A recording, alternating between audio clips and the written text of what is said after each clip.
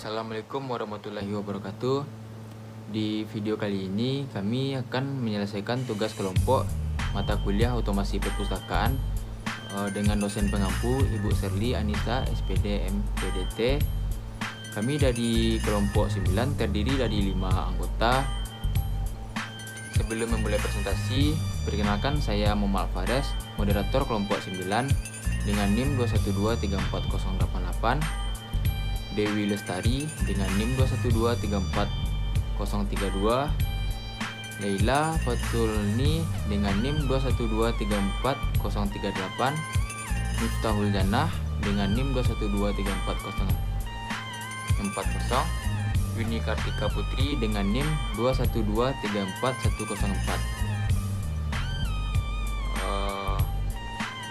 Baiklah, kami dari kelompok 9 akan membahas tentang refit pada materi perpustakaan. Konsep refit perpustakaan.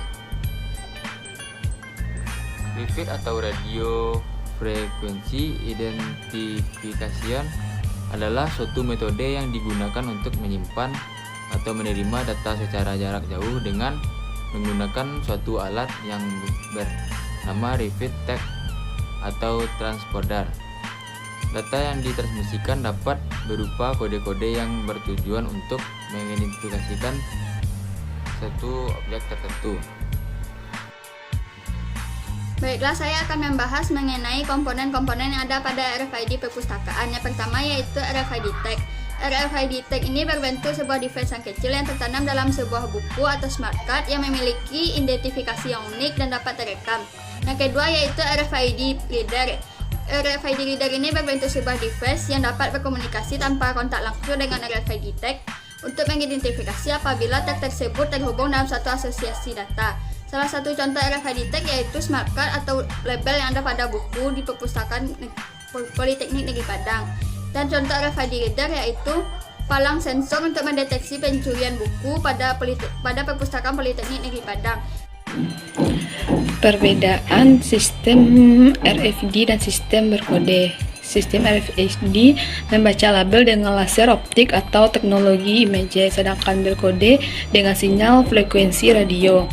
RFID bisa dibaca pada jarak yang cukup jauh yaitu 300 meter, sedangkan berkode hanya bisa dibaca pada jarak kurang dari 15 meter. RFID integrator yang digunakan untuk menginfiltrasikan data pada tag RFID, sedangkan berkode hanya skaner berkode yang digunakan untuk menginterpretasikan data tag berkode. RFID lebih cepat, sedangkan berkode kurang cepat. RFID membutuhkan waktu 40 tag dalam waktu yang sama, sedangkan berkode hanya 1 detik untuk menafsirkan 2 tag. RFID ditanamkan dalam produk sehingga relatif lebih aman dan tidak mudah rusak, sedangkan berkode diletakkan di luar produk sehingga lebih rawan rusak. RFID jika rusak, tag tidak bisa diganti, sedangkan berkode tag yang rusak dapat lebih mudah diganti. RFID ini berat karena berukuran lebih besar, sedangkan berkode berukuran kecil. Perangkat keras RFID yaitu yang pertama komputer ATmega32, reader RFID, motor DC, TCP atau IP, electric door lock, switch button, dan driver motor.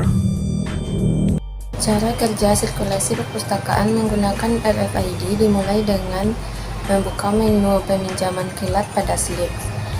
Dilanjutkan dengan mengetik nomor anggota, kemudian meletakkan buku yang akan dipinjam di atas reader RFID.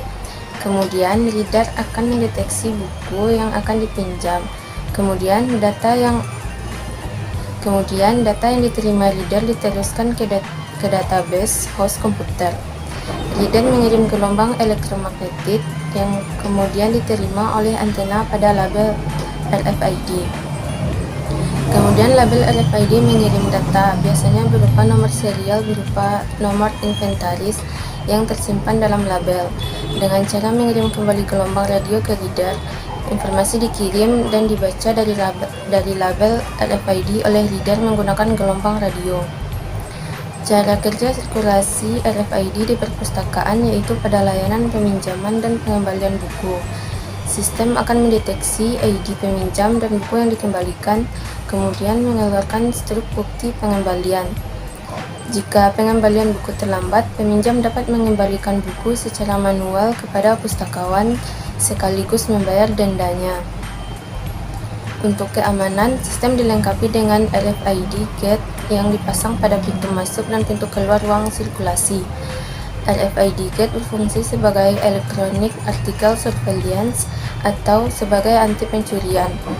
Dapat mendeteksi koleksi yang diambil secara ilegal dari dalam perpustakaan. Alarm akan berbunyi jika koleksi yang terdeteksi tidak melalui proses sirkulasi yang semestinya. Kelebihan RFID yaitu pertama, pekerjaan di perpustakaan dapat dikerjakan lebih cepat. Yang kedua, mempermudah pemustaka melakukan layanan mandiri. Yang ketiga, meminimalisir pencurian dan menghemat biaya. Yang keempat, tag RFID berumur lebih panjang. Yang kelima, dapat menginventaris bahan pustaka secara cepat. Yang keenam, dapat menangani bahan pustaka secara otomatis. Dan selanjutnya, kelemahan RFID adalah yang pertama, biaya pembelian komponen RFID yang tinggi.